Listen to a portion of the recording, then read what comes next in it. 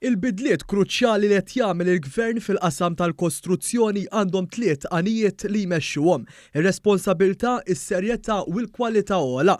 Kliem il-Ministru għall-Ippjanar u x-xogħlijiet pubbliċi Stefan Syrinzo Azzopardi waqt intervent li għamel fil-programm Sibt il-Punt fuq One Radio waqt li kienu qed jiġu diskussi l-liċenzjar tal-kuntratturi u l-pass li jmiss biex tiġi aġġornata u msaħħa l-liċenzja tal-bennejja li ddaħlet 20 ta' snin ilu.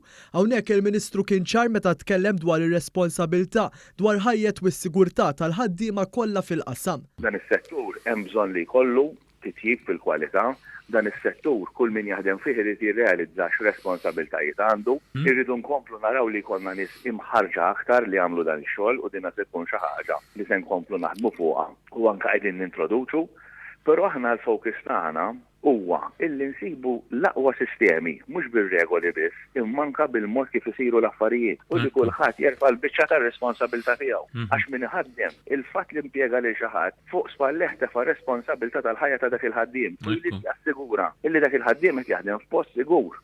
Fl-istess kollegament telefoniku l-Ministru qal kif lan ewlieni wara r-riforma storika mill-Gvern fil-qasam tal-kostruzzjoni hija li jonqsu r-riski. L-iskop tagħna ta' dan it-tibdil huwa illi jkollna qafas illi jnaqqas ir-riski. Aħna l-ewwel iridu innaqsu ir-riski biex meta naqsu r-riski, ovvjament jonqos il-possibilità ta' inċidenti. Dak huwa l-għan aħħari tagħna.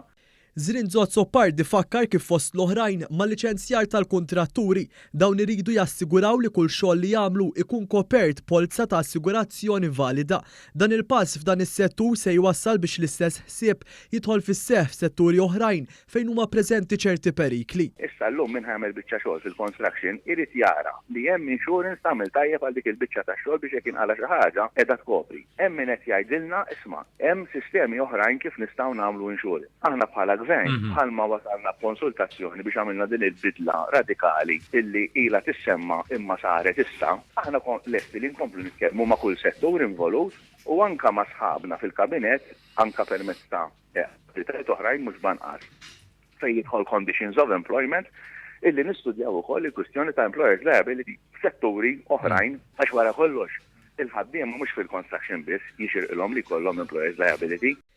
Il-Ministru għall-Ippjanar irrefera wkoll kif kull kontrattur jew bennej liċenzjat l-ewwel u qabel kollox iridu jaraw li l-binja u x-xogħol li jagħmlu ikun ta' kwalità tajba kif suppost u l-meta jagħmlu binja jnaqsu kemm jista' jkun l-inkonvenjent tal-madwar.